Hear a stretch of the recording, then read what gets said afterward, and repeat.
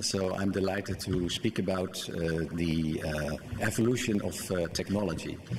And I've studied this for a long time, for maybe 15 years or 20 years, and I've discovered, or we have discovered as the Vital for Life Foundation, a way of making it very easy for people to understand where we come from and where we go to. So I give you a very simple example of the communication technologies that we have and where we are going to. So we started way back in the past with smoke signals that were indicators of communication. And then soon afterwards we went to the mnemonics for writing.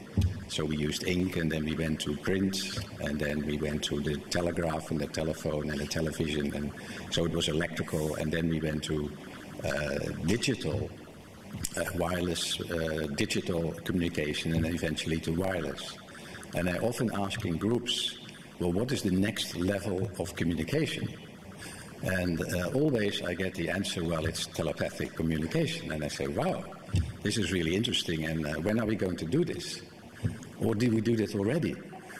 And then we have a lot of fun, and that makes looking at technology relatively simple and easy and fun to do.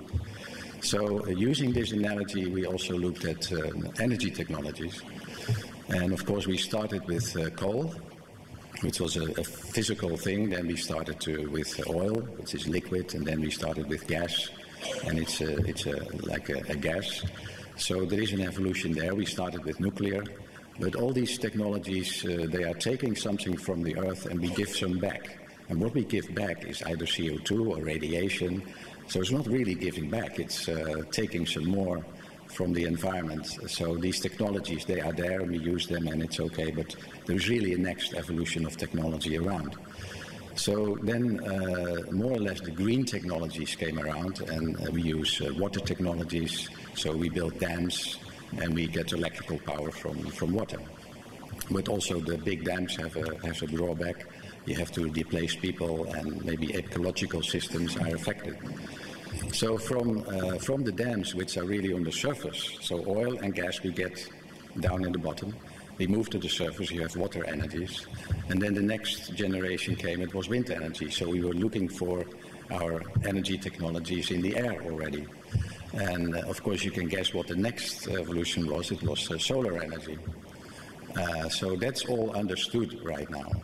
And so the next level, I then ask in the group again, well, what is the next level of energy technologies? And what's the next energy we're going to use?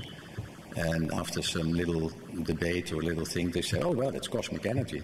I said, okay, then how are we going to capture cosmic energy as a source? And I give two examples of cosmic energy feeding energy in our planet. And one force is gravity and the other force is magnetism. And there are more forces, but they are easy to understand. We don't really understand all these forces, but we can use them to develop energy technologies that become very small. So I used to have the example of we're going to make a green or a golden box, and in that we capture these energies and we make electricity or heat or whatever.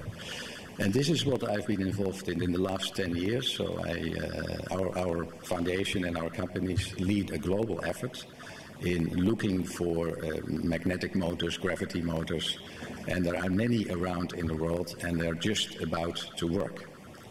So it would be wonderful if China would adopt this new generation of technologies, would support its development and make a big impact. Now, where does it impact? So it's impacting on the pace in the area of peace. And I'm looking at Silla because she's all about peace. So imagine that you all have your own home generator. There's no reason to fight or argue about nuclear power or oil or whatever. So it's in the movement of peace. This is a very good movement to do. So in the climate problem, all these new generation technologies, we call them third generation, gravity motors and so on, they have no carbon component other than the machine that you are using, which is very small. And so it's environmentally very good.